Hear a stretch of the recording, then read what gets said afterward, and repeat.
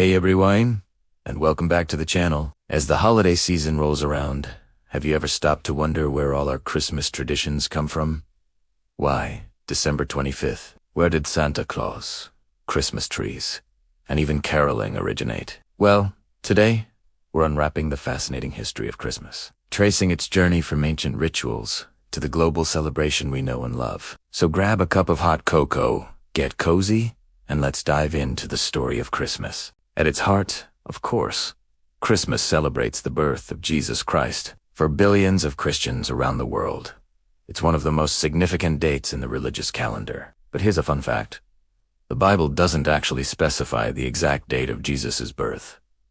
So why December 25th? The earliest recorded celebration of Christmas on this date was in Rome, way back in the year 336.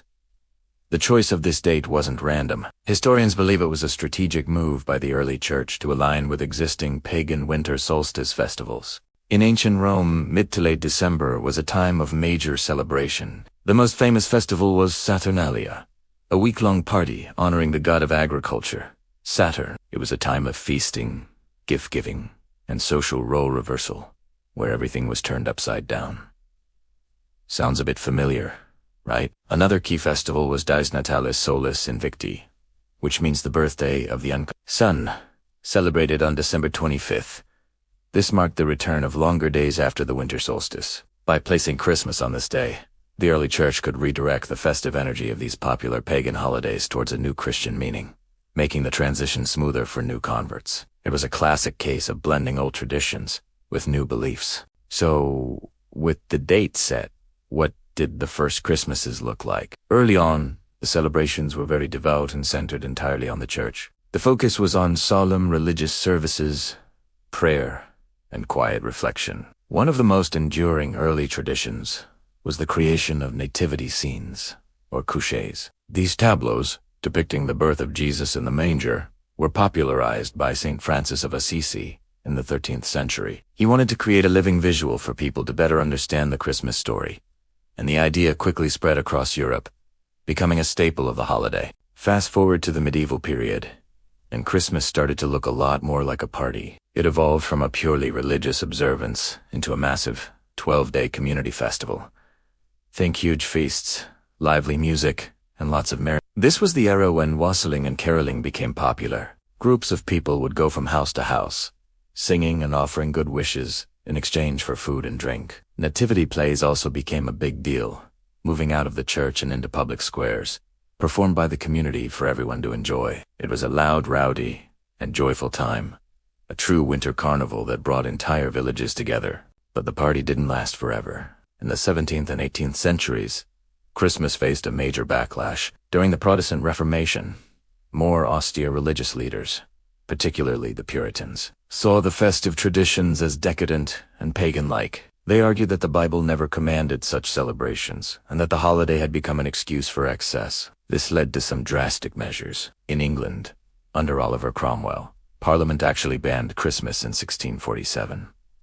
The ban extended to the American colonies, where Puritans in New England made celebrating Christmas illegal for several decades. For a while, the festive spirit of Christmas was almost extinguished in many parts of the English-speaking world. So how did Christmas make its comeback? We have the Victorians to thank for that. The 19th century was the golden age for the reinvention of Christmas, transforming it into the family-centric holiday we cherish today. Queen Victoria and her German-born husband, Prince Albert, played a huge role. In 1848, a London newspaper published an illustration of the royal family gathered around a decorated evergreen tree. This single image catapulted the German tradition of the Christmas tree into mainstream popularity across Britain and America. Suddenly, every fashionable family had to have one. Literature also had a massive impact. Charles Dickens's 1843 novella, A Christmas Carol, was a cultural phenomenon. It didn't just tell a ghost story. It redefined the spirit of Christmas,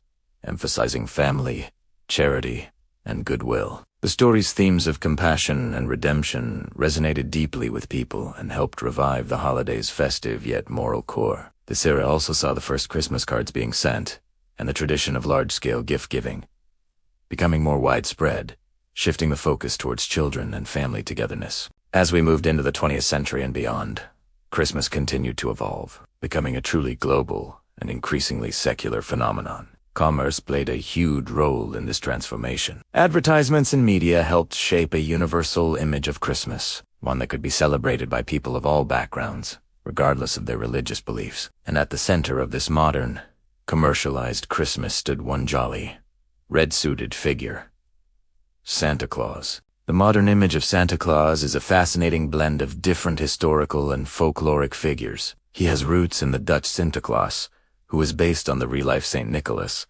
a 4th-century bishop known for his generosity. English traditions contributed the figure of Father Christmas, a personification of holiday cheer. But the Santa we know today, cheerful, plump man with a white beard, red suit, and a sleigh pulled by reindeer, was largely standardized in the 19th century through poems like Clement Moore's "'Twas the Night Before Christmas," and, most powerfully, through decades of advertising campaigns by the Coca-Cola Company starting in the 1930s.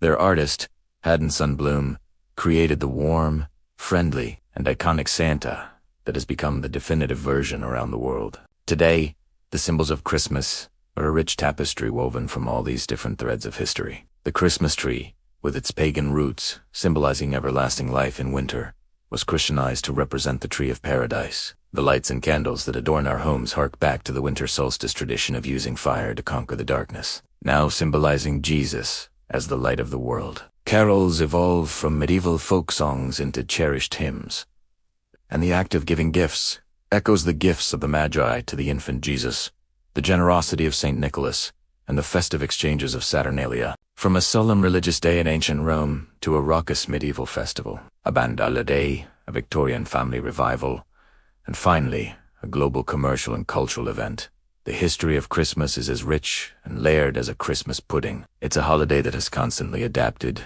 absorbed, and transformed, yet its core message of hope, togetherness, and goodwill has remained constant. So, this year, as you decorate your tree or sing a carol, you'll know you're taking part in traditions that are centuries, and even millennia, in Tima Keen. Thank you so much for watching. I hope you enjoyed this journey through the history of Christmas. If you did, please give this video a thumbs up and subscribe to the channel for more deep dives into the stories behind our world. What's your favorite Christmas tradition?